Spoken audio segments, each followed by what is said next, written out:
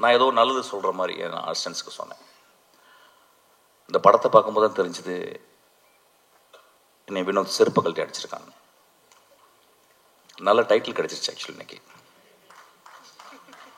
அவன் நிஜமாகவே என்னை செருப்பு கழட்டி அடித்தான். நான் எல்லாரையும் செருப்பு கழட்டி அடித்தானா என்னை வெளியே போய் பயங்கரமாக திட்ட ஆரம்பிச்சாங்க டேரக்டர்ஸ்லாம். அது எப்படி பேசலாம், நாமளும் படம் தானே எடுத்துருக்கணும், அதனால் நான் மட்டும் இதை எடுத்துக்கிறேன். என்னை மட்டும் வினோத் செருப்பை கழட்டி அடித்தான். இந்த தமிழ் சமூகத்தில் அது இந்திய சமூகத்தில் ஒரு நல்ல படத்தை பார்க்குறக்கு, நல்ல படம்னா எப்படின்னா ரொம்ப ஃபிலாசபிக்கலான கொஸ்டின் அது. ஆமாம், நான் 2 நிமிஷம்லாம் பேசலாமா? உங்கள் மட்டும் தான் பேசுகிறேன். பேசுது இடக்கு முடக்க அதை பேசினா பிரச்சனை ஆயிரும் உனக்கு. ஓகே, நல்ல படம் அப்படின்னாவே நம்ம நண்பர்கள், நம்ம நம்ம நம்ம ரசிகர்கள், நம்ம ரொம்ப நேசத்துக்குரிய நம்மளுடைய ரசிகர்கள் என்ன சொல்லியிருந்தாங்க, ஓகே புரிஞ்சிருச்சு. அதாவது பாலாஜி சக்திவேலு, மிஷ்கின், ராமு, வெற்றிமாறன் இவங்களாம் நல்ல படம் சொல்லிட்டா கொஞ்சம் பார்த்தே போவோம் அப்படின்ற மாதிரி, கொஞ்சம் யோசிச்சு போவோம். ஏன்னா சினிமா பார்க்க வர்றதே அவுத்து போட்டு ஆடுறதை பார்க்கறதுக்கு தான். சினிமாவுக்கு நிறைய பேருக்கு ஆடுறது, அதாவது இன்னும் என்கிட்ட பேசுகிறாங்க, அந்த சார் அந்த குத்துப்பாட்டு ஒன்று போட்டிங்களே சார், அது மாதிரி இன்னொன்று போடுங்க சார். நான் என்ன போட தான் செய்ய முடியும் ஆக்சுவலாக. நண்பர்களே, இந்த படத்துக்கு முன்னாடி நான் என் படைப்புகள், என்னுடைய சினிமா அப்படின்றத நான் கீழே குனிஞ்சு அவன் காலை முத்தமிடுவேன். அந்த அளவுக்கு அந்த படத்தை பண்ணியிருக்கான். உங்களுக்கு ப்ரூவ் பண்ணணும்னா வினோத்தை கூட்டிங்க நின்று அவன் காலை முத்தமிடுறேன். நான் இளையராஜா காலை முத்தமிட்டிருக்கேன். நான் இளையராஜா காலை என்றைக்குமே தொட்டு கும்பிட்டதில்லை. நான் உதட கொண்டு போய் தொடுவேன் ஆக்சுவலாக. 2வது மனிதனாக இளையராஜாக்கு அப்புறம் அவன் கால்களை நான் முத்தமிடுவேன் ஆக்சுவலி.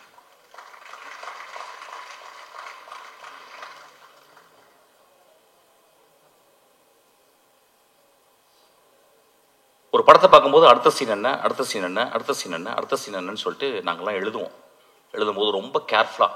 நான் இப்போ கூட வரும்போது என் தம்பிகிட்ட பேசிக்கிட்டேன். ஒரு படம் நல்ல கதையாக இருக்கணும், என்டர்டெய்னிங்காக இருக்கணும், இப்போ 3வது தேவைப்படுது எக்ஸைட்டிங்காக இருக்கணும்னு சொல்லிட்டு. இந்த 3மே இந்த படத்தில் இருக்கு.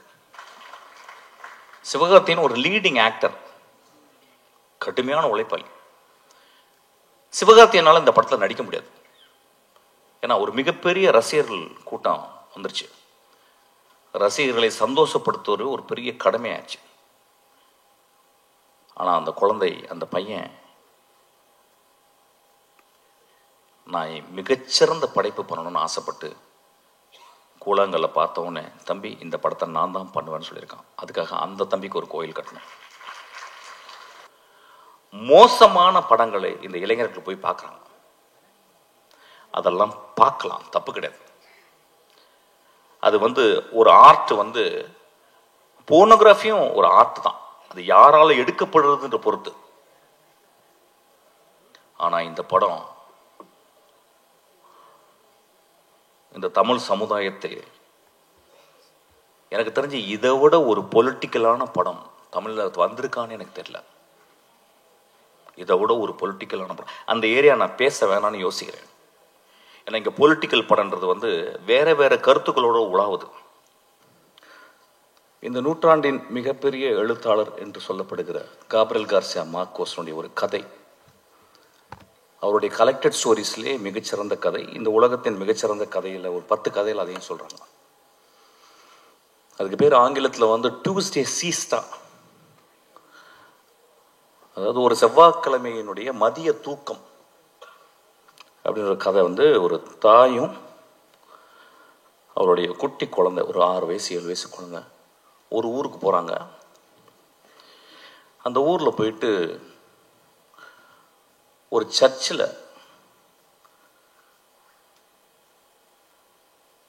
தன்னுடைய மகனுடைய கல்லறை எங்கே இருக்குன்னு கேட்டு போகிறான் அந்த தாய். அப்போ அந்த பாதிரியார் சொல்கிறார், அந்த ரெஜிஸ்டரை கொடுத்து அதில் சைன் போட சொல்கிறாரு. அந்த தாய் சைன் போடுறான். அப்போ அவர் கேட்குறாரு, ஏமா இப்படியாப்பட்ட ஒரு பிள்ளைய பெத்த அப்படின்றாரு. அப்போ ஒரு சின்ன ஃப்ளாஷாக காப்ரியல் கார்சியா எழுதுறாரு. அந்த மனிதன், அந்த மகன் அந்த ஊருக்கு வந்திருக்கான். ஒரு நாள் இரவு ஒரு கதவை உடைக்கிறான். அந்த வீட்டுக்குள்ள ஒரு பெண் தனியா இருக்கிறான். அவளுக்கு தெரிஞ்சிருச்சு யாரோ ஒரு திருடன் வந்து கதவை உடைக்கிறான்னு. நல்ல மழை வேற. அந்த பெண் ஒரு துப்பாக்கி எடுக்கிறான். அந்த துப்பாக்கி எப்படின்னா வந்து ஒரு 100 வருடங்கள், ஒரு 50 வருடங்கள் யூஸ் பண்ணாத ஒரு துப்பாக்கி. யாரோ தாத்தாவோ யாரோ உள்ள வச்சிருக்காங்க. அது மட்டும் தெரியுது. சின்ன வயசுலேருந்து பார்த்துருக்கேன். அந்த துப்பாக்கி தொட்டதே கிடையாது. துப்பாக்கி கண்டா பயங்கர பயம். வேறு வழி இல்லாமல் உள்ளே வந்தவன் ஒரு வேளை கொன்னுறான், திருடிட்டு ஒரு வேளை கொன்னுட்டானா என்ன பண்ணுறது அப்படின்னு ஒரு பயத்தில், அவன் யாருன்னு தெரியல, அவன் துப்பாக்கி எடுத்துகிட்டு போய் அந்த கதவுக்கு நேராக நிற்கிறான். கை உதறது. சார் யாரும் பேசாதீங்க சார் ப்ளீஸ். கை உதறது. அவள் அந்த கதவை உடைச்சிட்டு வந்தால் எவ்வளோ உயரத்தில் வருவான் எவ்வளோ அப்படின்ற மாதிரி அவன் வயிற்றை நோக்கி அந்த துப்பாக்கியை அப்படியே காட்டிக்கிட்டே இருக்கான்.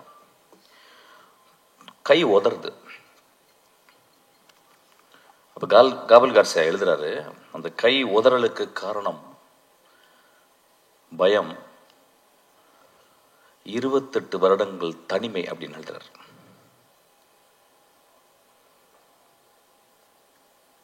அதுக்கப்புறம் அவன் கையெழுத்து போடும்போது அந்த கேள்வி கேட்குறேன், இந்த மாதிரி புள்ள ஏன்பா பெத்தன்னு கேட்கும்போது தாய் சொல்கிறான், என் புள்ள ரொம்ப நல்ல புள்ளன்றான். நண்பர்களே, ஒரு பெரிய கேள்வி வரும், திருடனை பெற்ற தாய் எப்படி நல்ல புள்ளன்னு சொல்கிறான் அப்படின்றது நீங்கள் அந்த கதையை படிக்கணும். ஒருவேளை தாய்க்கு எல்லா குழந்தைகளும் நல்ல குழந்தைகள் தான் நினைக்கிறேன். இந்த சமூகம் நிறைய குழந்தைகளை நிறைய தாய்கள் பெற்கிறாங்க. எல்லா தாய்களுக்கும் தன் மகன் அல்லது அந்த ஆண் நல்லவனாகவே இருக்கிறான். கை உதறலுக்கு காரணம் தன்னை கொலை செய்து விட போகிறான் ஒருவன் அப்படின்ற பயம். அதுக்கப்புறம் 28 வருட தனிமை அப்படின்றார். அது ஏன் அந்த இடத்துல எழுதுனான்னு தெரியல. அந்த மாதிரி ஒரு தனிமையான பெண் தான் இந்த கொட்டுக்காளி. ஆக்சுவலாக கீழே வந்து ஒரு சப்டைட்டில் போட்டுருக்காங்க, ரொம்ப எனக்கு உடன்பாடே இல்லை. an adamant girl. Instead of that they would have put an adamant society அப்படின்னு போட்டிருக்குன்னு நினைக்கிறேன். இந்த சென்னையில் வந்து கிட்டத்தட்ட வந்து ஒரு 95 விழுக்காடு 96 விழுக்காடு வந்து இங்கே இருக்கவங்க எல்லாருமே கிராமத்துலேருந்து வந்தவங்க, என்ன உள்பட. இங்கே வந்து முதல்ல மனப்பாடம் பண்ணுறது பஸ் நம்பர்களை, இப்போ யாரும் மனப்பாடம் பண்ணுறதில்ல. அதுக்கப்புறம் பீச்சுக்கு போகிறது, அதுக்கப்புறம் இந்த நகரத்தினுடைய உடைகள், அது பர்டிகுலராக ஜீன்ஸு, ஷூ போடுறதுக்கு வந்து கால் பழகணும், ஏன்னா கால் விரல்கள் விரிச்சுக்கிட்டு இருக்கும். இதெல்லாம் சேர்ந்து ஒரு 10 வருடத்தில் நாம் வாழ்ந்த பிறந்த வளர்ந்த இடத்தை விட்டு நடமாடிக்கொண்டிருக்கும் இந்த நகரத்தில் நாம் ஒரு நகரவாசிகளாகவே வாழ்ந்து கொண்டிருக்கிறோம். இங்கே வந்தோடனே வேற வேற ஜாதிகள் மறக்கப்படுகிறது, மதங்கள் மறக்கப்படுகிறது, நம்மளுடைய குற்றங்கள் மறக்கப்படுகிறது, நம்ம நல்லதெல்லாம் மறக்கப்படுகிறது. இங்கே பக்கத்தில் இருக்கவன் வந்து ஒரு நெய்பர் தான், ஒரு அண்டை வீட்டுக்காரன் தான். இங்கே யார் தாய் தந்தையா யாருமே பழகிறது கிடையாது. ஒரு கிராமம் அழிக்கப்படுகிறது. ஏதோ ஒருவன் அந்த கிராமத்திலிருந்து வெளியே வராமையே இருந்து கொண்டு இந்த கிராமத்தின் மூலம் இந்த உலகத்தை பார்க்கும் ஒரு தகுதி படைத்தவனாக, ஒரு மகா கலைஞனாக இருக்கிறான். ஏன்னா அவனுக்குள்ள எப்பயுமே அவனும் ஜீன்ஸ் போட்டு அவனும் ஷூ போட்டாலும் அவன் வந்து என் கிராமத்தில் இருக்க வேல்யூஸ் தான் இந்த உலகம். காப்ரியல் கார்சியா மார்க்கோஸ் சொன்ன அந்த கிராமம் தான் என்னுடைய கிராமமும் இந்த கொட்டுக்காளி வளர்ந்த கிராமமும் நம்புறான். அந்த கிராமத்தை விட்டு அவன் கடைசி வரைக்கும் வெளியே வரதே இல்லை. ஏன்னா அவனுக்கு அது ஒரு பெரிய முழுமையா தெரியுது. அப்படி முழுமையா தெரிந்த தமிழ் ஆளுமையில் பாரத ராஜாக்கு அப்புறம் நான் வினோத்தை சொல்வேன்.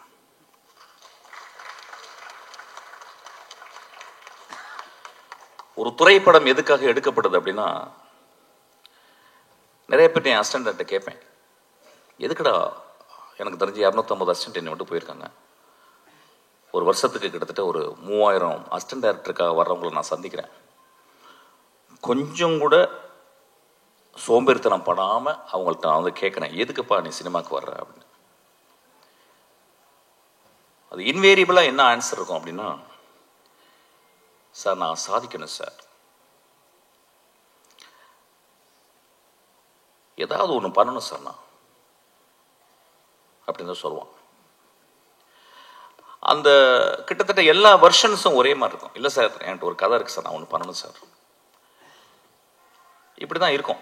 அப்படி தான் நானும் வந்தோம், லிங்குசாமி வந்திருப்பார், சங்கர் சார் இப்படி தான் வந்திருப்பார், எல்லாருமே மணிரத்னம் எல்லாருமே இப்படி தான் வந்திருப்போம். இங்கே வினோத் ஒருவேளை என்கிட்ட அசிஸ்டண்டாக வந்தா, ஏன்டா வினோத் என்கிட்ட வந்த அப்படின்னு கேட்டால் அவன் இந்த ஆன்சர் சொல்லியிருக்க மாட்டான். சார் இந்த உலகத்தை என் கதை மூலியமா மாற்றணும் சார் அப்படின்னு வந்திருப்பான்னு நினைக்கிறேன். இந்த கதை மூலம் தமிழ்நாடையே மாற்றிருக்கான். எப்பயுமே சொல்லுவாங்க, நான் ரொம்ப பொங்கி பேசுவார், ரொம்ப எக்ஸாஜரேட் பண்ணி பேசுவார், ட்ராமாட்டிக்காக தான் பேசுவார் அப்படின்னா நான் எப்பொழுதுமே அது ஒரு சத்தியமாக எடுத்துக்கிறேன். ஒரு மேடையில் வந்து பேசும்போது அடுத்த வார்த்தை என்னன்னு எனக்கு தெரிஞ்சிட்டா நான் வந்து இந்த சமூகத்தை நான் நெருப்பை ஊற்றி கொளுத்துறேன்னு அர்த்தம். நான் மேடையில் பேசும் பொழுதாவது என் நாக்கில் உண்மை தவழ வேண்டும் என்று நான் நினைக்கிறேன். ஏன்னா வீட்டில் நிறைய பொய் பேசுகிறோம், மேடையை விட்டு கீழே இருக்க நண்பர்கள்ட்ட நிறைய பொய் பேசுகிறோம், ப்ரொடியூசர்கிட்ட நிறைய பொய் பேசுகிறோம், நடிகர்கள்ட்ட நிறைய பொய் பேசுகிறோம். இந்த மேடையில் உண்மை பேச மட்டுமே நான் வந்திருக்கிறேன். அவ்வளவு தைரியத்தையும் நெஞ்சுரத்தையும் என்னுடைய ரத்தத்தை கொதிப்பு நிலையும் கொண்டு வந்தது இந்த படம்.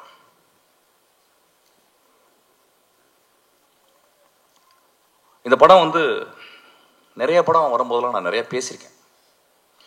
ஃபார் எக்ஸாம்பிள் வழக்கு எண்ணை வந்து பேசும்போது இதே மேடையில் நான் வந்து ரொம்ப பயங்கரமாக பேசினேன்னா ரொம்ப கோபமாக பேசினேன். சமூகத்தையே நான் வந்து என்ன இப்படி பண்ணுறீங்க அப்படின்னு பேசினேன். அப்போ அன்றைக்கி வந்து நிறைய இதே மேடையிலால் என்னை கேலி செய்தாங்க, நான் பார்த்துருக்கேன். ஏன்னா ஒரு பாலசக்திவேல் எப்படியாப்பட்ட டைரக்டர்னு எனக்கு தெரியும், நிறைய பேருக்கு லிங்குசாமிக்கு தெரியும். ஒரு 3 படத்தை எடுத்துட்டு அந்த படம் ரிலீஸ் ஆகலன்னு உட்காந்துருக்கான் ஒரு கலைஞன், மகா கலைஞன். அவன் எப்படியாப்பட்ட கலைஞன்றது ரொம்ப பக்கத்தில் சேர்ந்தவங்களுக்கு, அவன் படங்களை நேசித்து பார்த்தவங்களுக்கு மட்டும்தான் தெரியும்.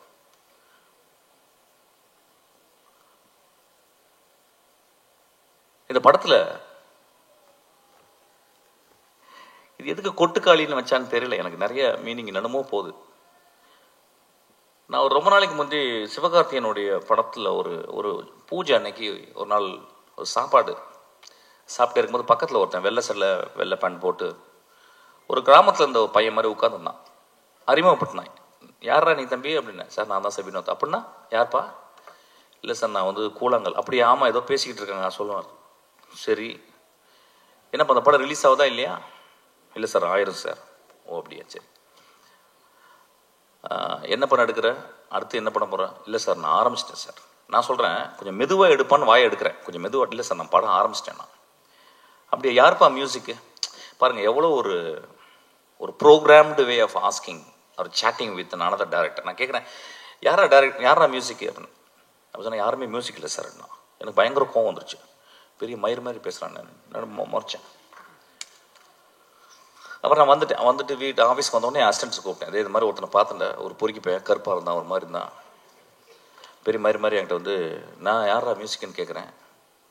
அவன் சொல்கிறான் யாருமே இல்லை சார் அப்படின்றான். அப்படிலாம் எடுத்துடாதீங்கடா அப்படின்னு நான் ஏதோ நல்லது சொல்கிற மாதிரி என் அசிஸ்டன்ட்ஸ்க்கு சொன்னேன். இந்த படத்தை பார்க்கும்போது தான் தெரிஞ்சுது என்னை வினோத் செருப்பு கழட்டி அடிச்சிருக்காங்க. நல்ல டைட்டில் கிடைச்சிருச்சு ஆக்சுவலி. இன்னைக்கு அவன் நிஜமாகவே என்னை செருப்பு கழட்டி அடித்தான். நான் எல்லாரையும் செருப்பு கழட்டி அடித்தானா என்னை வெளியே போய் பயங்கரமாக திட்ட ஆரம்பிச்சாங்க டேரக்டர்ஸ்லாம். அது எப்படி பேசலாம், நாமளும் படம் தானே எடுத்துருக்கணும். அதனால நான் மட்டும் இதை எடுத்துக்கிறேன். என்னை மட்டும் வினோத் செருப்பை கலட்டி அடித்தான். இந்த விழாவுக்கு வரும்போது நான் காலையில் மனசு பேசினேன். ஏன்னா இப்போ நான் 2 படம் பார்த்துட்டேன். ஒன்று மாரியுடைய வாழை பார்த்துட்டேன். அது ஒரு வாரம் பைத்தியமாக இருந்து, அன்றைக்கி நைட்டு ஃபுல்லாக பைத்தியமாக இருந்து ஃபுல்லாக எழுதி அசிஸ்டன்ட் டேரக்டர்லாம் தூங்காமல் உட்காந்து ஒரு ஒரு ஒரு 3 பேஜில் ஒரு லெட்டர் எழுதி வரும் நம்ம நாளில்.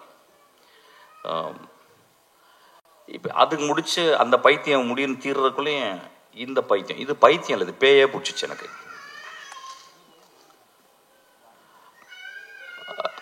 அப்போ வந்து இந்த படத்தில் வந்து அவன் ஏன் மியூசிக் டைரக்ஷன் பண்ணலை அப்படிங்கும்போது அதுக்கு ஒரு பெரிய அது வந்து ஒரு குருட்டாம்போக்கில் எடுக்கப்பட்ட ஒரு முடிவல்ல. The decision came out of his vision of cinema. அவன் எப்படி சினிமாவை ட்ரூத்ஃபுல்லாக பார்க்குறான் அப்படின்றதுக்கு ஒரு காரணம். ஏதோ ஒரு வகையில் நம்ம என்ன பண்ணுறோம், ஒரு மியூசிக் மூலியமாக நம்ம சட்டையை அயன் பண்ணிடுறோம், நம்ம திரைப்படங்களை நம்ம அயன் பண்ணிடுறோம். அவன் என் சட்டை, என் திரைப்படம் சுருக்கமாகவே இருக்கணும் அப்படின்றான். என் பாட்டியினுடைய அந்த இடுப்பை சுற்றி இப்படி உள்ள சுருகுவா பார்த்தீங்களா, அது வெளியே எடுத்தால் எவ்வளோ சுருக்கம் இருக்கும் அந்த அந்த முந்தானையில், அந்த அளவுக்கு சுருக்கத்தை அவன் பார்க்குறான், அவ்வளோ ட்ரூத்து பார்க்குறான். இந்த படத்தை பற்றி நான் வந்து ஒரு 4 நாள் கண்டினியூஸாக என்னால் பேச முடியும். ஏன்னா படத்தை பார்த்துட்டு வெளியே வந்தோடனே நைட்டு நான் என்ன பண்ணுறதுன்னு எனக்கு தெரியல. வழக்கம் போல் சொன்ன மாதிரி நல்லா இருக்குப்பா, சூப்பர்ப்பா, நல்ல ட்ரை பண்ணியிருக்கேன். இப்போ நிறைய பேர் சினிமா பாட்டு வந்தோன்னா உஷாராக பேசுகிறது எப்படின்னு கேட்டால் வித்தியாசமாக முயற்சி செஞ்சுருக்கேன்னு. அது கெட்ட வார்த்தை சொல்லி தான் சொல்லணும், பட் அப்படி சொல்ல முடியாது, போர் அடிக்குது எனக்கு ஆக்சுவலாக. அந்த மாதிரி எதாவது பேசிட்டு போயிடுறது, இல்லைன்னா நல்ல ஃபியூச்சர் இருக்குப்பா அப்படின்றது, அப்புறம் ரொம்ப மோசமாக ஒரு தடவை பார்க்கலாம் அப்படின்றது. நண்பர்களே, இங்கே வரும்போது யோசிச்சேன் நான் என்ன பேசணும், இந்த படத்தை நான் வந்து எப்படி மக்கள்கிட்ட கொண்டு போய் சேர்க்கணும். ஏன்னா என் லைஃப்பில் இது வந்து ஒரு பெரிய பொறுப்பாக நான் பார்க்குறேன். என் மகள் பிறக்கும்போது என் மனைவியின் கையில் என் மகளை பார்த்துட்டு நான் எவ்வளோ சந்தோஷப்பட்டனோ அதே மாதிரி இந்த படத்தை பார்த்தப்ப சந்தோஷப்பட்டேன்.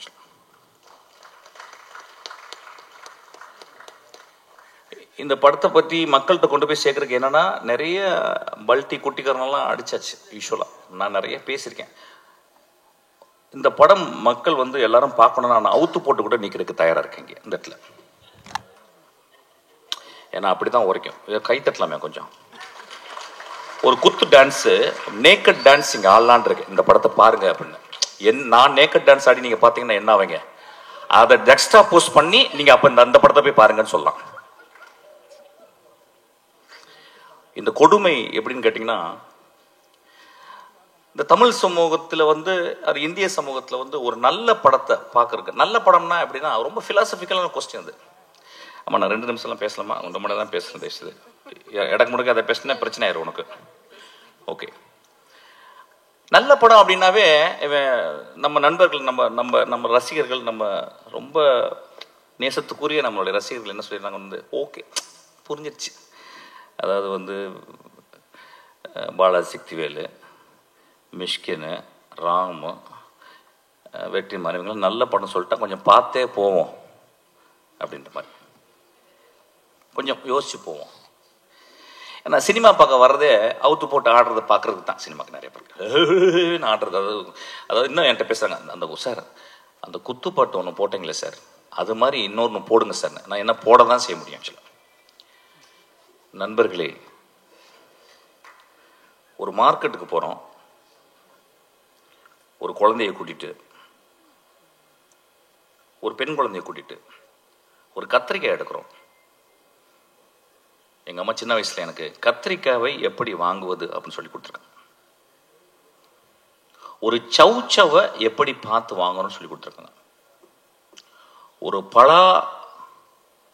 பழத்தை வந்து தட்டி பார்த்து, அந்த பழம் தட்டி பார்த்து பழுத்திருக்கான்னு பார்த்து வாங்க சொல்லியிருக்காங்க. ஆனால் நம்ம சமூகத்தில் ஒரு கலைப்படைப்பை மட்டும் வெகுஜன சினிமாவாகவே மட்டுமே பார்க்க பழகிருச்சு. இன்னைக்கு 16 வயதுல எடுத்தா ஓடுமானே டவுட் வந்துருச்சு. என் ஆதங்கத்தை இங்கே கொட்டி தீர்க்கவில்லை. இந்த படத்தை நான் மக்கள்கிட்ட கொண்டு போய் எப்படி சேர்க்கறதுன்னு யோசிச்சுக்கிட்டே இருக்கேன். இப்போ நகரத்தில் இருக்கவங்க எல்லாருமே நினச்சிக்கிறாங்க நம்ம எல்லாமே சிட்டி பேஸ்டு. அதை சொல்கிறாங்க இது கிராமத்து கதை. ஐயா, இது என் தாயின் கருவறை ஐயா. இந்த படம்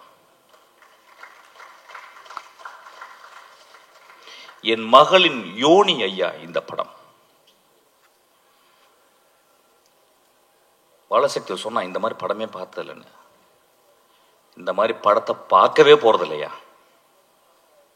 இந்த மாதிரி படத்தை நான் பார்க்கவே போறதில்லை. இந்த படத்துக்கு முன்னாடி நான் என் படைப்புகள் என்னுடைய சினிமா அப்படின்றத நான் கீழே குனிஞ்சு அவன் காலை முத்தமிடுவேன். அந்த அளவுக்கு அந்த படத்தை பண்ணியிருக்கான். உங்களுக்கு ப்ரூவ் பண்ணனா வினோத்தை கூட்டிங்க நின்று அவன் காலை முத்தமிடுறேன். நான் இளையராஜா காலை முத்தமிட்டிருக்கேன். நான் இளையராஜா காலை என்றைக்குமே தொட்டு கும்பிட்டதில்லை. நான் உதட கொண்டு போய் தொடுவேன். ஆக்சுவலாக இரண்டாவது மனிதனாக இளையராஜாக்கு அப்புறம் அவன் கால்களை நான் முத்தமிடுவேன். ஆக்சுவலி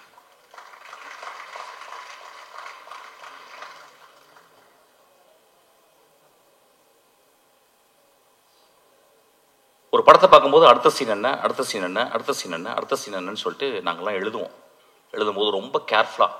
நான் இப்போ கூட வரும்போது என் தம்பிகிட்ட பேசிக்கினேன்.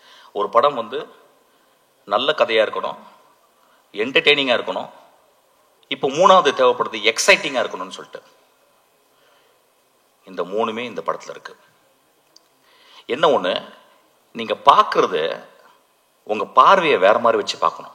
எனக்கு தெரிஞ்ச இந்த ரீசெண்ட் டேஸில் இந்த கதைகளில் நான் இப்போ 2 கதைகள் நான் இந்த 10 வருடத்தில் திரைக்கதையில் படித்தது எக்ஸ்ட்ராடனரி ஸ்டோரிஸ்ன்னு சொல்லுவேன். ஒன்று 3 பில்பர்ட்ஸு, இன்னொன்று கெட் அவுட், ஜோர்டன் பீல்டு. அதுக்கப்புறம் இந்த கதையை சொல்லுவேன். ஏன்னா அது மூணுமே எப்படின்னா, ஒன்று பிளாக் ஹாரர், இன்னும் ஒரு பெண்ணினுடைய தவிப்பு, தன் மகளை பறி கொடுத்துட்டு ஒரு பெண்ணினுடைய தவிப்பு. இந்த படத்துல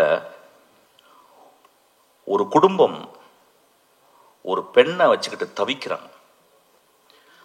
அவ்வளவு சிறந்த மனிதர்கள் அந்த குடும்பத்தில் இருக்கவங்க. அந்த குடும்பம் பார்க்கும்போது, படம் பார்க்கும்போது அவங்க கெட்டவங்க மாதிரி தெரியும். எனக்கு ரொம்ப அந்த பெண்ணோட அந்த குடும்பம் ரொம்ப நல்லதாக தெரிஞ்சுது. வினோத் இந்த கேரக்டருக்கு வேற யாராவது பண்ணியிருந்தா நல்லா இருக்காதோ, நடிச்சிருவாங்களோங்கிறதுக்காக தன்னுடைய அக்காவையும் தன்னுடைய பெரியம்மா பொண்ணு தங்கச்சிகளாம் நடிக்க வச்சிருக்கான். இந்த படத்துல 2 காட்சிகள் நான் சொல்லுவேன். பாலாஜி பாதி கதை சொல்லிட்டேன். ஆக்சுவலா நான் சொல்ல மாட்டேன். உன்னை அதுக்கு அடிக்கணும். டே பாலாஜி, பாதி கதை சொல்லிட்டேன். ஆக்சுவலா நான் சொல்ல மாட்டேன். இந்த படத்துல ஒரு சேவல் நடிச்சிருக்கு. அதான் முதல்ல பார்த்துருப்பீங்க. சேவல் நடிச்சிருக்குன்னு சொல்றதை விட அந்த சேவலை அவன் கேப்சர் பண்ணியிருக்கான். அது முதல் ஷாட்டா நீங்க போட்டிருக்கான், நீங்க பார்க்கணும். ஆக்சுவலா இந்த படம் சினிமாவை எப்படி பார்ப்பது, நாம் என்ன சினிமா பார்த்துக்கிட்டு இருக்கோம், அதாவது மொமெண்ட்ஸ்ன்னு சொல்லுவாங்க. சினிமாவில் மொமெண்ட்ஸ்ன்னு சொல்லுவாங்க. எனக்கு தெரிஞ்சு நான் 27 வருடத்தில் 2 மொமெண்ட் தான் நான் கிரியேட் பண்ணியிருக்கேன். ஒரு மொமெண்ட் வெட்டி போட்டவன் இடத்துல ஒரு கிழவி பூ போடுறான். 2வது மொமெண்ட் தன் மகள் இறந்து போன பிறகு அப்பாவினுடைய சிகரெட்டை குடிக்கக்கூடாதுன்னு கஷ்டப்படுறான். இந்த 2 மொமெண்ட் 27 வருஷத்துல. இந்த படத்துல 60 சீனுமே 60 மொமெண்டா பண்ணியிருக்கான். இந்த படத்தில் இயற்கையை அவன் யூஸ் பண்ணது, மனிதர்களுக்கு முன்னால இயற்கையை அவன் யூஸ் பண்ணது. ஒருவேளை நான் பேசுறது போர் அடிச்சாலும் அடிக்கலாம், பட் பரவாயில்ல, ஏதாவது பேசுறேன்.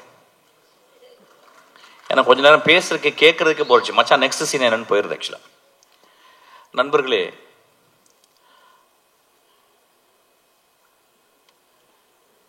ஒரு நல்ல கதை, ஒரு நல்ல கதாசிரியர் தோற்கப்படுவதில்லை, சமூகத்தால் கொலை செய்யப்படுகிறான். ஒரு நல்ல கதையும் ஒரு நல்ல கதாசிரியரும் அவ்வளவு பேரன்போட ஒரு சமூகத்துக்கு இந்த கதையை எழுதுனா, பீச்ல ஒரு பங்களா, மிக வசதியான காரு, அதுக்கப்புறம் 100 வருஷத்துக்கு சொத்து அப்படின்னு இல்லாம இந்த கதை பண்ணா சமூகத்தின் இதயத்தை கொஞ்சோண்டு தொற்றுலாம் அப்படின்னு வினோத் பண்ணியிருக்கான்.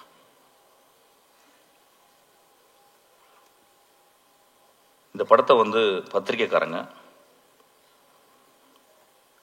எல்லா படங்களுடைய திறப்பு வாசல்களை திறந்து வைக்கிறது பத்திரிக்கைக்காரன். அவங்க வந்து படம் வந்து பார்ப்பாங்க. பார்த்துட்டு எனக்கு தெரிஞ்சு எல்லா நல்ல படங்களையும் அவங்க வந்து ஆறத்தழுவி முத்தம் கொடுத்துருக்காங்க. இந்த படத்துக்காக வினோத்துக்கு இந்த பத்திரிகையாளர்கள் கோயில் கட்டணும்னு நான் கேட்குறேன். இந்த சமூகம் ஒருவேளை அவன் கொலை செய்து விடலாம். அந்த கொலையிலிருந்து தப்பிக்க வச்சது சிவகார்த்திகேயன். சிவகார்த்திகேயன் ஒரு லீடிங் ஆக்டர், கடுமையான உழைப்பாளி. சிவகார்த்திகேயனால இந்த படத்தில் நடிக்க முடியாது. ஏன்னா ஒரு மிகப்பெரிய ரசிகர்கள் கூட்டம் வந்துருச்சு. ரசிகர்களை சந்தோஷப்படுத்துவது ஒரு பெரிய கடமையாச்சு. ஆனால் அந்த குழந்தை, அந்த பையன், நான் மிகச்சிறந்த படைப்பு பண்ணணும்னு ஆசைப்பட்டு கூழாங்கல்ல பார்த்தவொடனே, தம்பி இந்த படத்தை நான் தான் பண்ணுவேன்னு சொல்லியிருக்கான். அதுக்காக அந்த தம்பிக்கு ஒரு கோயில் கட்டணும். சிவகார்த்திகேயனுக்கு ஒரு குழந்தை பிறந்திருக்கு. சிவகார்த்திகேயனுக்கு இன்னொரு குழந்தையும் பிறந்திருக்கு. அதுதான் கொட்டுக்காளி. இந்த படத்தில் நடித்தவர்கள், அந்த அனா பென் ஒருத்தர் நடிச்சிருக்கா. தெரியல, தமிழில் இருக்க பெண்ணுங்கள்லாம் இப்பெல்லாம் நடிக்கவே வரதில்லை நல்ல படங்களுக்கு. சார் எனக்கு 2 பாட்டு இருக்கா, 3 டான்ஸ் இருக்கா, தௌபா தௌபா தௌபான்னு அப்படின்னு ஏதாவது டான்ஸ் ஸ்டெப்பு, ஹூக் ஸ்டெப்பு வைக்கிறதுக்கு இருக்கான்னு பார்ப்பாங்க. அப்போ தமிழில் பொம்பளைங்களே கிடையாது. அப்போ இங்கேருந்து போயிட்டு பஸ் ஏறி போயிட்டு ஆனபெல்னு ஒரு சிறுக்கியை பிடிச்சிட்டு வந்திருக்கான். ஆக்சுவலாக ஒரு பேய் அரக்கி. அவ எத்தனை வார்த்தை பேசியிருக்கான்னா 1.5 வார்த்தை பேசியிருக்கான்னு நினைக்கிறேன். ஒரு பாட்டு வர பாடிட்டா அதுக்கு அடி, ஒரே அடி. சூரிய போட்டு ஒரு மணி நேரம் அடி என்ன அடிக்கிறான் போட்டவள. இந்த சமூகம் அப்படித்தானே இருக்கு. ஒரு பெண் பாடக்கூடாதுல்ல. ஒரு எக்ஸ்ட்ராடனரி பெர்ஃபார்மன்ஸ். அநேகமாக இந்த வருஷத்தினுடைய நேஷனல் அவார்டு அந்த குழந்தைக்கு கிடைக்கணும்னு நான் வந்து ஆசீர்வாதம் பண்ணுறேன். அதுக்கப்புறம்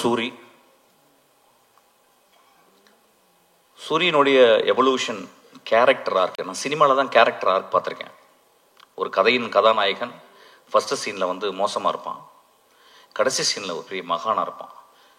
ஃபஸ்ட்டு சீனில் மகானாக இருப்பான், கடைசி சீனில் வந்து கொடுங்கோலனாக மாறிடுவான். இது ஒரு கேரக்டர் ஆர்க்கு.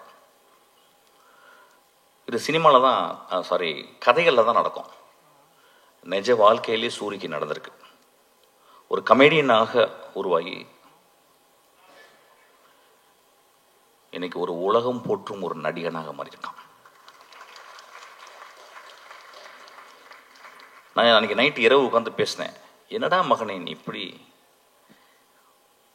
எங்கடா உனக்கு ஏதாவது அருள்கிருள் வந்துருச்சா, இல்லை காதல ஏதாவது உனக்கு ஏதாவது ஒரு அசரீரி கேட்டுச்சா? உன் வாழ்க்கையில இப்படியாப்பட்ட முடிவுகள் எடுத்து இப்படி நீ வேகமா, அப்படியே வெற்றிமாறன், அப்படியே கருடன், அப்படியே ராம், இன்னைக்கு ஒரு எக்ஸ்ட்ராடனரி. எனக்கு தெரிஞ்சு இன்னைக்கு தமிழ் சினிமாவின் மிக முக்கியமான 2 நடிகர்கள் நான் சொல்லுவேன், வந்து விஜய் சேதுபதியும் சூரியன் நான் சொல்லுவேன். ஆக்சுவலாக நான் விஜய் சேதுபதி ஒர்க் பண்ணேன், 67 நாட்கள் ஒர்க் பண்ணேன். ஒரு நாள் கூட எங்கள் 2 பேருக்கு ஒரு சின்ன உராய்வு கூட ஏற்படல. அந்த குழந்தை அவ்வளவு கண்ணியமாக, அவ்வளவு மேன்மையாக நேசித்து ஒரு கேரக்டர் நடிச்சிருக்காங்க. இந்த படத்தில் சூரிய அதே மாதிரி தான். எனக்கு தெரிஞ்சு இந்த படத்தில் சூரிய தவிர வேற யாராவது நினைச்சு கூட பார்க்க முடியாது. சூரிய ஒரு இடத்துல மூத்திரம் அடிச்சிருக்கான், நடிக்கவே முடியாது. இந்த மாதிரி வாழ்ந்திருக்கான். அதுக்கு வினோத் அந்த கேமராவை பக்கத்தில் எட்டு போறான். அப்படியே அவன் மூத்திரம் அடிக்கிறதுக்கு போய் பக்கத்தில் போயிட்டு, நான் பயந்துட்டேன், கீழே கேமரா டில் டவுன் பண்ணிட போறான்னு நினைப்பாங்க. ஆசையை வருது டில் டவுன் பண்ணி பார்க்கலாம் அப்படின்னு சொல்லிட்டு. ஆனா அப்படியே மேலே வச்சு அதுக்கப்புறம் சூரிய திரும்பி பார்க்கறான். மனிதர்களே என்ன பெர்ஃபார்மன்ஸ், என்ன எவ்வளவு நம்பிக்கை அந்த கேமரா மேல. முதல் சீனை வந்து அவன் கிட்டத்தட்ட ஒரு 4 நிமிஷம் கேமரா எட்டு போயிட்டு, ஒரு அம்மா குளிச்சுட்டு அதை தலையில தண்ணியை தொளிச்சுட்டு தன் மகள் இப்படி பண்ணிட்டாலே, மகள் இப்படி பண்ணிட்டேன்னு அவன் கோயிலுக்கு போறதை வந்து ஒரு extreme long shot. I think இந்தியாவில் ஒரு லாங்கஸ்ட் ஷாட்டாக கூட இருக்கும்னு நினைக்கிறேன். அங்க எடுக்கும் போதே அவன் அதோடைய கான்பிடன்ஸ் சொல்றான், நான் என்ன மாதிரி படம் பண்ண போறேன், என்ன மாதிரி படத்தை நீங்க பார்க்க போறேங்கன்றது அவன் பிச் பண்றான். இந்த படத்தை பற்றி இன்னொரு தருணத்தில் நிறைய பேசலாம். ஏன்னா இங்கே வந்து மொத்தமே 4 டேரக்டர்ஸ் தான் வந்திருக்கோம். நான் வந்து ரொம்ப நேரம் டைம் எடுத்துக்கூடாது, நிறைய பேசுவேன், என்னால் பேச முடியும். So Soori has given an extraordinary, அதாவது இந்த படத்துக்கு அப்புறம் சூரியை நம்ம எப்படி பார்க்கலாம்னா, ஒரு இந்தியாவின் ஒரு மிகச்சிறந்த ஆக்டரை நம்ம பார்க்கலாம். அது ஏன் சொல்றேன்னா, அந்த அளவுக்கு அந்த கேரக்டர் அவன் மண்ணில இருந்து, அந்த வெறுங்கால்ல இருந்து நான் பார்த்தேன். சூரிய செருப்பு போட்டுக்கான, செருப்பு போடாம அவன் அப்படியே அதுக்குள்ளே ஒரு அதான் சொன்னாங்க, ஏதோ அந்த டீட்டெயில் வந்து கால், அதை வந்து சூரி சொன்னதான் நல்லது, சூரி சொன்னது தான் அது நல்லா இருக்கும். ஆக்சுவலி எப்படி அதை நடித்தா அந்த குரலுக்காக நான் அந்த அந்த கழுத்தில் இது பண்ணிட்டு பார்க்கும்போது நான் ஒரு இடத்துல ஒத்து பார்த்தேன், இந்த இடத்துல கழுத்து நரம்பு வந்து புடைக்குது. ஸோ நடிக்கலை அந்த இடத்துல.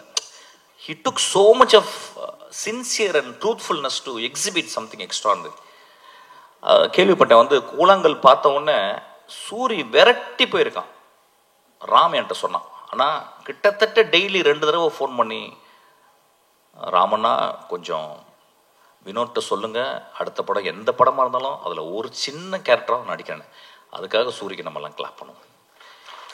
அதாவது ஒரு கலைஞன் இன்னொரு கலைஞனை தேடி ஒரு சீனாவும் நான் நடிக்கணும்னு சொன்னான் பாருங்க, அவன் ஒரு பெரிய மேதை தான். அவன் பெரிய மேதை தான் அவன்.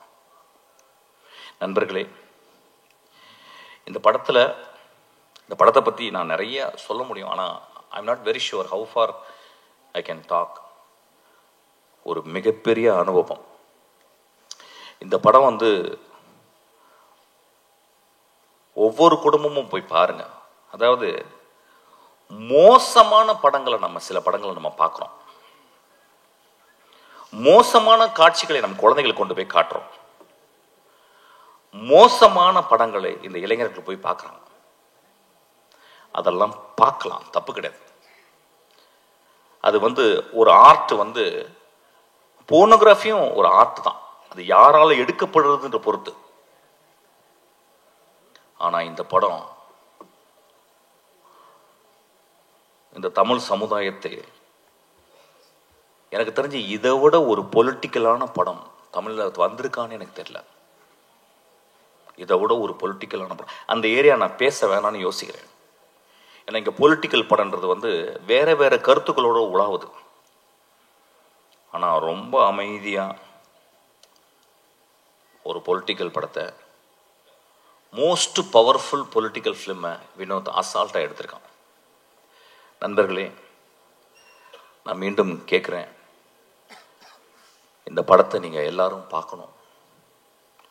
பத்திரிகையாளர் இந்த படத்தை பற்றி மேன்மையை எழுதணும். இந்த பத்திரிகையாளர்களுடைய மனசாட்சி நான் சொல்லுவேன். இந்த படத்தை நான் தேவராஜெல்லாம் நான் பார்த்தேன். 25 வருடம் நான் பார்க்குறேன் தேவராஜா. சினிமாக்காகவே வாழ்ந்து ஒரு கலைஞனாக, அதாவது ஒரு பத்திரிகையாளனாக இல்லாமல் ஒரு கலைஞனாகவே வாழ்ந்துருக்கேன். இப்போ நான் என் தம்பியை பார்த்தேன். அவன் வந்து எனக்கு குழந்தை வந்துருச்சேன்னா அப்படின்னு சொன்னான். உங்களுக்கெல்லாம் பெரிய தர்மம் இருக்குது இந்த படத்தை பற்றி. இந்த படத்தை பற்றி நான் என்ன சொல்கிறேன், நான் சேலஞ்ச் பண்ணுறேன். இந்த படத்தை பற்றி ஏதாவது ஒரு நெகட்டிவ் பேசுங்க. இந்த படத்தை கொண்டு போய் சேர்க்க வேண்டியது உங்கள் கடமை. ஐயா, இது வந்து உங்கள் தாய் மடி ஐயா. இந்த மடியை நீங்கள் தான் பத்திரமா பார்த்துக்கணும்.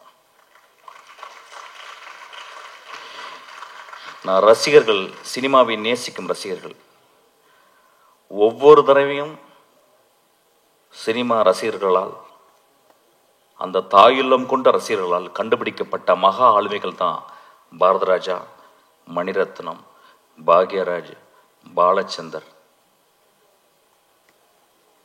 பாலா, வெற்றிமாறன், ராம், பாலாஜி சக்திவேல். இவங்கெல்லாம் மகா உன்னதமான படைப்புகளை கொடுத்து மக்களுடைய அங்கீகாரம் பட்டு நீங்கள் தொட்டில் போட்டு தாளாட்டி இன்னைக்கு இவ்வளோ பெரிய ஆளாக இருக்கிறாங்க. அந்த மாதிரி தங்கத்தில் ஒரு தொட்டில் கட்ட வேண்டிய என் குழந்தை வினோத். கடைசி விவசாயி பார்த்துட்டு வந்து நான் அவ்வளவு கஷ்டப்பட்டேன். தியேட்டரில் 4 பேர் தான் இருந்தாங்க. ஒரு மகா உன்னதமான படைப்பு அது. அதுக்கு கேட்டால் என்ன சொல்கிறாங்க, ஏன் சார் ஃபாஸ்ட்டாக இல்லைன்றாங்க. ஐயா, ஏன் ஒரே நாளில் குழந்தை பிறக்கக்கூடாது? ஏன் இயற்கை 10 மாதம் ஒரு தாயை சுமக்க வச்சுச்சு? ஏயா என்னுடைய பாட்டி மெதுவாக நடந்து போகிறாள்? என் தந்தை இப்ப போன வாரம் இறந்து போனார். கை அப்படியே அவர் அந்த பாடியை குளிப்பாட்டும் போது நான் பார்த்தேன். அப்படி கையெல்லாம் சோம்பி போயிருந்துச்சு. அப்படியே அந்த குளிக்கல வைக்கும்போது நான் அப்படியே பார்த்துக்கிட்டே இருந்தேன். அந்த மண்ணை அள்ளி போடும்போது அந்த வாய்க்குள்ள தான் போச்சு. என்னை முத்தம் கொடுத்த, என்னை பார்த்து எப்பொழுதும் புன்னகை புரிந்த அந்த வாய்க்குள்ள அந்த மண்ணு போனதை நான் பார்த்தேன். நான் பார்த்த உலகத்தில் என் வாழ்நாளும் மிக முக்கியமான ஷாட்டாக அதை நான் பார்க்குறேன். நான் சொல்றது கொஞ்சம் கூட வெக்கப்படல. அந்த மாதிரி ஒரு 600 ஷாட்டு, 600 ஷாட் இல்லை, மொத்தமே 150 ஷாட் இருக்கும். உண்மையும் தெய்வத்தன்மையும் தாய்மையும் கொண்ட படம் தான் அந்த படம். தயவு செய்து கைவிட்டுறாதீங்க. சும்மாவது போய் பாருங்க. ஒரு சிகரெட் ஒரு சிகரெட் பாக்கெட் எவ்வளோப்பா? சிகரெட் பாக்கெட் இன்னைக்கு கிங்ஸு தெரியாது, நீ அடிக்க மாட்டியா? நீ மனுஷனே கிடையாது. யார் எவ்வளோங்க? எவ்வளோ ஒரு சிகரெட் பாக்கெட்டு? 200 rupeesங்க ஒரு சிகரெட் பாக்கெட்டு. ஒரு சிகரெட் பாக்கெட்டில் 20 சிகரெட் இருக்கா? 10 இருக்கு. 10 நாள் போச்சுன்னு அர்த்தம் உங்களுக்கு. 10 சிகரெட் கொடுத்தா 10 நாள் போச்சு. நான் சிகரெட் நிப்பாட்டினேன். இப்ப 10 நாள் ஜாஸ்தி ஆயிடுச்சு. இப்ப ஒரு குவார்டர் அது 150 ரூபாலேருந்து 200 ரூபாய். அது ஒரு வருஷம் போச்சு. இதுக்கெல்லாம் செலவு பண்றோம்ல. சாமிக்கு போய் நம்ம அவ்வளோ செலவு பண்றோம், அவ்வளோ உண்டியல் காசு போடுறோம், அவ்வளோ டொனேஷன் கொடுக்குறோம்ல. வினோத் தான் என் சாமி. அவன் எடுத்தது தான் கடவுள். தயவு செய்து போய் பாருங்க. நண்பர்களே, இந்த வாழ்க்கை ரொம்ப அலாதியானது. இந்த வாழ்க்கையில் நம்ம என்னென்னலாம் முடிஞ்ச வரைக்கும் நல்ல விஷயங்கள் பண்றோம் அப்படின்றது ரொம்ப முக்கியம். அதுல ஒரு நல்ல விஷயம்தான் கொட்டுக்காலை நீங்க போய் தரிசிக்கிறது. அந்த காளி உங்களை ஆசீர்வாதம் செய்வாள். நன்றி.